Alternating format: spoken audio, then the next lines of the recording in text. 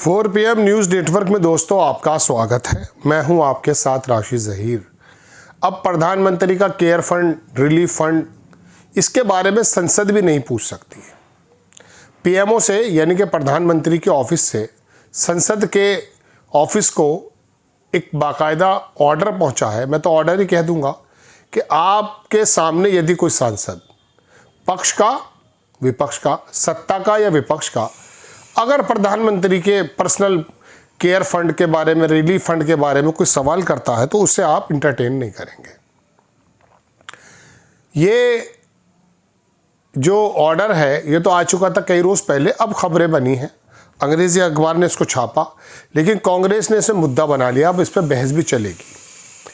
संसद में पीएम केयर फंड, पीएम राष्ट्रीय राहत कोष, पीएम एनआरएफ और राष्ट्रीय रक्षा कोष एनडीएफ से जुड़े सवाल नहीं पूछे जा सकेंगे। ये निर्देश सीधे प्रधानमंत्री नरेंद्र मोदी के कार्यालय ने लोकसभा सचिवालय को दिए हैं। पीएमओ ने लोकसभा सचिवालय से कहा कि इस बात का खास ध्यान रखा जाए कि संसद में कोई भी सदस्य इन फंड्स पर सवाल न उठाए। सवाल है, संसद जनता के प्रतिनिधि हैं, उन्होंने जनहित के सवाल पूछने से क्यों रोका जा रहा है? मोदी सरकार जनता के लाखों करोड़ों रुपए का हिसाब क्यों नहीं देना चाहती? आखिर मोदी सरकार देश की जनता से क्या छिपाना चाहती है? क्या अब देश की संसद नरेंद्र मोदी की मनमर्जी से चलेगी? ये सीधे तौर पर तानाशाही है, संसद का अपमान है, सांसदों के अधिकारों पर हमला है। अंग्रेजी अखबार ने लिखा, साइटिंग रूल्स, पीएमओ ने कहा लोकसभा सेक्रेटरी से, no question on PM Cares, relief and defence funds. इसमें पूरी डिटेल है दोस्तों, पीएम केयर फंड्स के बारे में भी और बाकी में भी। इसमें नियमों का भी हवाला दिया गया। लेकिन हम तो ये समझते हैं कि प्रधानमंत्री की जो छवि है, उनका जो फंड है, उनका जो मतलब सब कुछ देश का ही है। उनका कहना है कि मैंने कभी छुट्टी नहीं ली, और लगता भी है। वो मंदिर का शिलान्यास करने गए हों या उसका उद्घाटन करने गए हों, छुट्टी तो लिखी नहीं गई उनके अकाउंट में, छुट्टी वो लेते भी नहीं हैं, सवेरे उठ जाते हैं। हमें ये बताया गया है, देश के लोगों को ये बताया गया है कि प्रधानमंत्री जी पूरी तरह से समर्पित हैं। जब आप समर्पित हैं, 10 लाख का सूट आपने पहन लिया, चलिए समझ में आ गई बात, प्रधानमंत्री हमारे यहाँ पहन सकते हैं।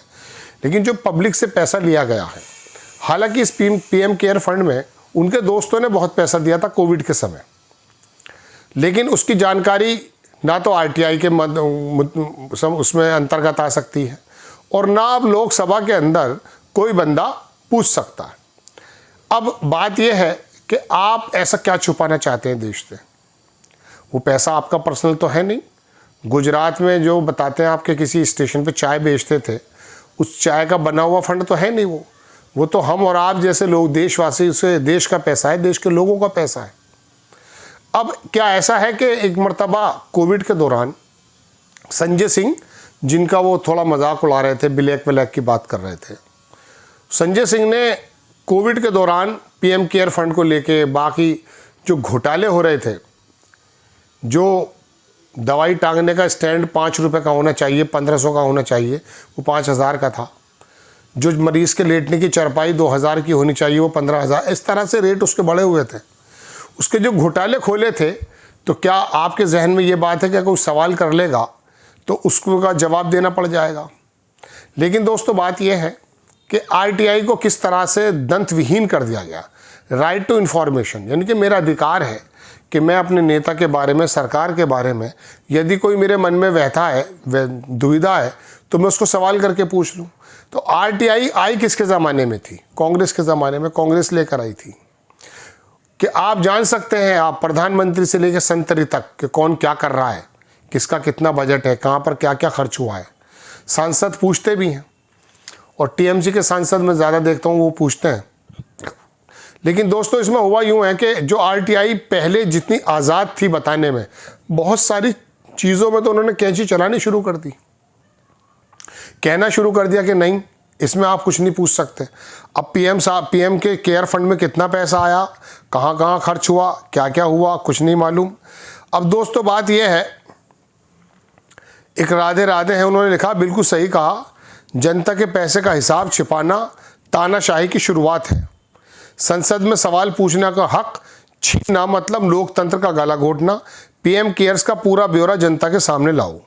बिल्कुल सही मुद्दा उठाया आप लोगों ने, पारदर्शिता सवाल उठाना ज़रूरी। पीएमओ का स्टैंड, नियमों का हवाला और ट्रांसपेरेंसी की ज़रूरत। जनता ने करोड़ों रुपए दिए, जवाबदेही तो बनती है। ये तमाम चीज़ें लोगों, ये लिखे एक एडवोकेट हैं जतिन, उन्होंने लगा पीएमओ ने लोकसभा सचिवालय को बताया कि पीएम केयर fund, PMNRF, national defence fund पर संसद में कोई सवाल एडमिसिबल नहीं है। रूल 41 और हवाला देकर ये फंड वॉलंटरी पब्लिक डोनेशन से बने हैं, कंसोलिडेट फंड से नहीं, इसलिए सरकार का प्राइमरी कंसर्न नहीं है। ये उसके हवाले दिए गए हैं। बात यह है दोस्तों कि आप छुपा लीजिए किसी भी चीज़ को, लेकिन मसला तो यह है कि रोज़ाना डे बाय डे आपके दिमाग में कोई भी आ जाता है कि भाई लोगों पे लोग कर क्या रहे हैं। आप अभी टेलीफोन से संबंधित, मोबाइल से संबंधित एक लेकर आए थे, हंगामा मच गया था। कौन कहाँ बात कर रहा है, किसको मैसेजेस दे रहा है, उसमें कैसी एप्लीकेशन डालना चाहते थे देश के हर एक व्यक्ति के मोबाइल में, जिसके अंदर आप उसकी जानकारी पूरी रख सकें। तो आपको तो अधिकार है देश के सारे लोगों की निजता का हनन करना, लेकिन आपने जो बिल्कुल डंके की चोट पर पैसा फंड रेस किया है, उसके बारे में अगर आपसे कोई पूछ लेता तो आप उसके लिए बाध्य नहीं है। ये क्या बात हुई? आप वहाँ कहते हैं कि देश की सिक्योरिटी का सवाल है, किसी के मोबाइल में भी जाया जा सकता है। एप्पल ने मना कर दिया था आपको, समेटने की काम, फिर आपको पीछे जाना पड़ा। तो ऐसे में आपको तो पूरा अधिकार है, हम मानते भी, होना भी चाहिए। निजता का हनन हो रहा है वो एक अलग मसला है, लेकिन आप भी जासूसी करते हैं। पेगासस क्या है?